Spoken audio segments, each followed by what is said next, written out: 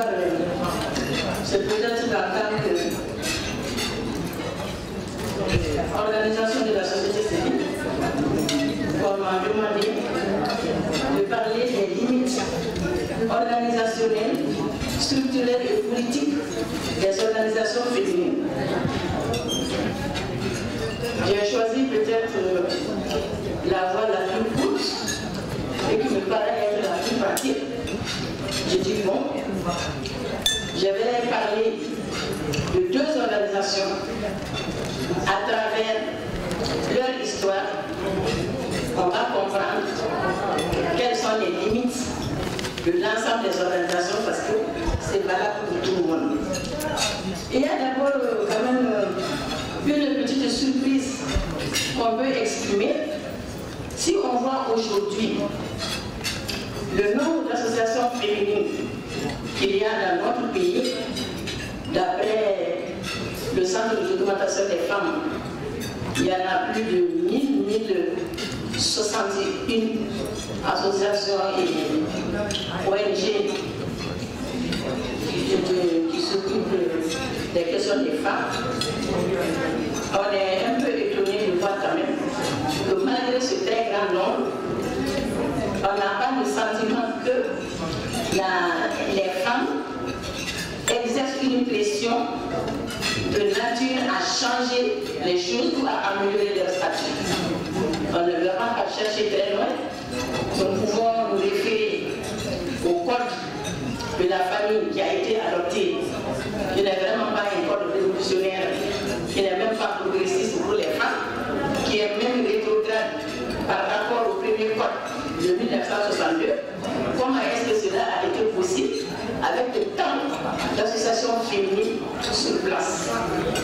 Et je pense que la dernière actualité en cours, c'est le projet de loi concernant le quota, apparemment qui a des difficultés à se faire un chemin au niveau de l'Assemblée nationale. Donc vraiment, qu'est-ce qui se passe? Et pourquoi, malgré le grand nombre, et les choses, ça ne marche pas? J'ai voulu prendre le fonctionnement de deux associations. Le collectif des femmes du Mali, le COFED, et le réseau des femmes africaines ministres et parlementaires. Pourquoi? Parce que c'est deux associations assez particulières. Le collectif des femmes du Mali, parce que c'est une des toutes premières associations qui est sortie parce que l'Assemblée constitutive, c'était déjà le 21 avril 1991, et nous savons que le pouvoir politique a changé de nature dans notre pays le 26 mars.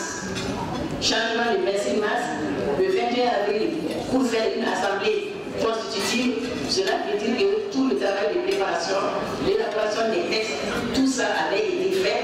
Le contexte particulier dans lequel ça a été fait, les personnes qui ont initié cette association, c'était des femmes qui avaient une capacité de conception, qui avaient une capacité d'analyse et qui avaient un passé d'engagement militant. Elles ont tiré les leçons et je pense que l'histoire de l'UNFM les a beaucoup inspirées parce qu'elles ont compris à travers l'expérience de l'UNFM qu'une seule association ne peut pas régler le problème de l'ensemble des femmes maliennes. Cela n'est pas possible. Et donc tout de suite, elle a opté pour une structure décentralisée. Donc la pratique existe bien avant que le mot ne soit utilisé comme nous le faisons actuellement. Donc la nouvelle structure décentralisée, il y avait l'Assemblée générale qui devait se réunir tous les 3 ans. Il y avait un comité exécutif de 12 membres, exprès un bureau limité, il n'y a pas trop de personnes, et chaque membre du comité avait la possibilité de mettre sur pied une commission de travail. Et ensuite maintenant, l'association est représentée par des centaines, et dans la commune de Bamako, et à l'intérieur du pays. Et chaque antenne, c'est ça aussi la particularité, avait la liberté de choisir les activités qu'elles pouvaient mener. Donc vraiment, dans cette décentralisation, ça restituait aux femmes l'initiative qu'elles avaient perdue. Et puis, ce qui est encore intéressant, qui fait que la décentralisation est vraiment poussée jusqu'à la limite, c'est que la mise en place des antennes n'était pas décidée par le bureau exécutif. C'était les femmes qui s'identifiaient, qui décidaient de se mettre ensemble pour constituer une antenne, qui informaient le comité exécutif, et maintenant le comité exécutif leur envoyait les membres pour leur expliquer leurs textes, pour leur expliquer l'esprit de l'association et leur laisser un temps de réflexion. Au bout de ce temps, si elles étaient toujours d'accord pour créer l'antenne, elles prévenaient, elles choisissaient le lieu, elles choisissaient la date, et maintenant on partait avec les textes, on distribuait et on mettait en place la structure. Donc voilà comment cela a fonctionné, comment cela avait été conçu. C'était vraiment pour donner l'initiative aux femmes. Mais dans la pratique, qu'est-ce que cela a donné? Et c'est là où nous arrivons quand même aux limites. Et on va se rendre compte que ce n'est pas seulement là que ça se trouve. Il se trouvait qu'en 1991, peut-être que beaucoup dans la salle étaient jeunes à l'époque, mais en tout cas, vous avez compris quand même que c'était une période historique absolument exceptionnelle et il y avait une explosion et une forte demande. Donc le COFEM avait été assailli par des demandes de création d'antennes et à Bamako et à l'intérieur du pays. Les premières difficultés ont commencé, on commence à voir les limites, même dans la décentralisation. Parce que les conditions que je vous ai dites pour la mise en place des antennes, à Bamako peut-être ça pose moins de problèmes, on peut pas la voiture est partie. Mais une antenne à Kaï, une antenne à Djema, une antenne à Tombouctou, il faut que les gens nous disent qu'ils veulent une antenne, il faut qu'on aille leur expliquer. Et ensuite, il faut aller mettre sur place. Tout de suite, vous voyez les problèmes auxquels on était confrontés. Et c'était extrêmement compliqué parce qu'il fallait des ressources. D'abord, les ressources humaines. Le bureau n'avait que 12 personnes. Il fallait des ressources financières. Ces voyages avaient un coût. Et évidemment, tout de suite, on a montré, on a vu les limites de ce problème. Ensuite, autre problème, cette très forte mobilisation à la base qui est due vraiment à l'engouement parce que les femmes étaient très contentes de retrouver la liberté parce qu'avant tout le monde était obligé d'être dans une seule structure. Maintenant on avait la possibilité, mais en même temps c'était ces femmes qui comme culture, comme expérience n'avaient vu que le fonctionnement de la seule structure féminine qui avait existé. Donc c'était un peu la référence. Donc c'était un peu compliqué de leur expliquer que désormais ça fonctionne autrement. Dans le système démocratique c'est différent, dans le système de la décentralisation c'est différent. Lorsque l'initiative revient à la base, il s'agit maintenant de la base qui doit s'organiser, qui doit se faire son programme, qui doit faire un plan d'activité et qui doit trouver le financement de ces activités. Alors là vraiment ça a été un très gros problème et très rapidement, comme quand même c'était des gens qui réfléchissaient, ils ont compris au niveau du COFEM qu'ils devaient proposer une autre offre pour continuer à fédérer les femmes et à prendre en compte leurs demandes très fortement exprimées. Qu'est-ce qu'elles voulaient, toute la scène, qu'est-ce qu'elles voulaient? Elles voulaient de l'argent, elles voulaient des activités génératrices de revenus, elles voulaient faire des activités qui leur apportaient quelque chose. Donc très loin de cette idée un peu intellectualiste et un peu idéologique, qui parlait de la libération, qui parlait du statut, etc. La réalité de la demande des femmes était autre chose sur le terrain.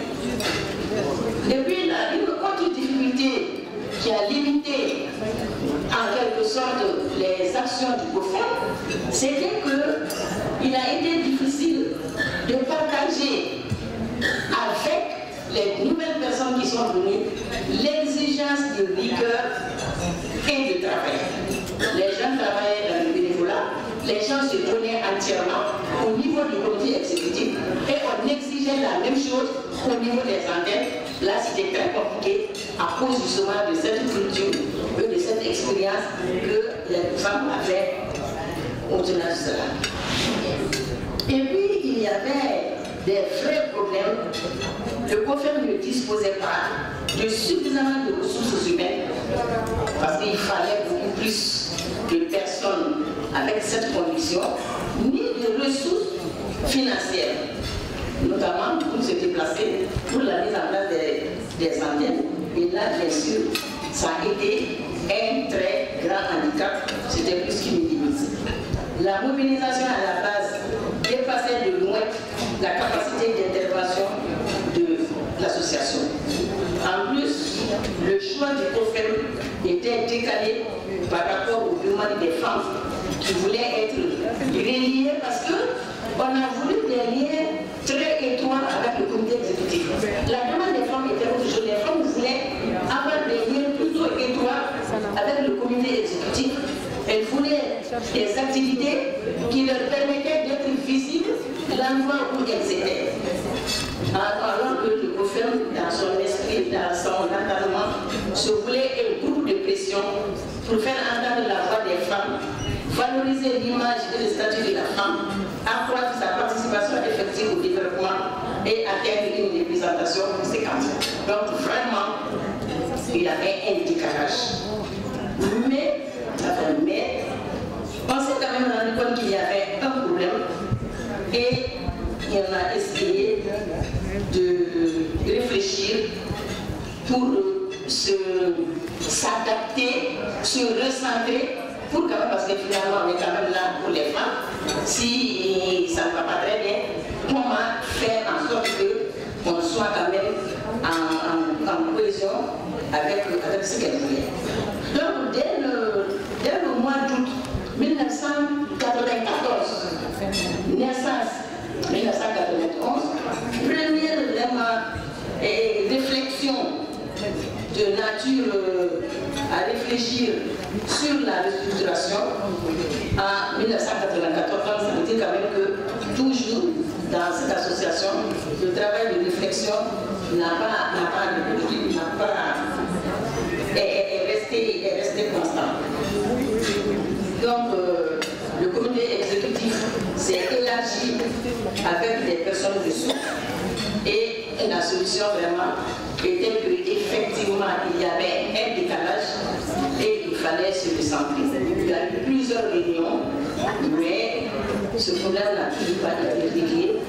Et donc on peut dire que les difficultés du COFEM, ces limites sont liées à sa structure même, à son organisation, à la conception que les initiateurs avaient du fonctionnement d'une organisation.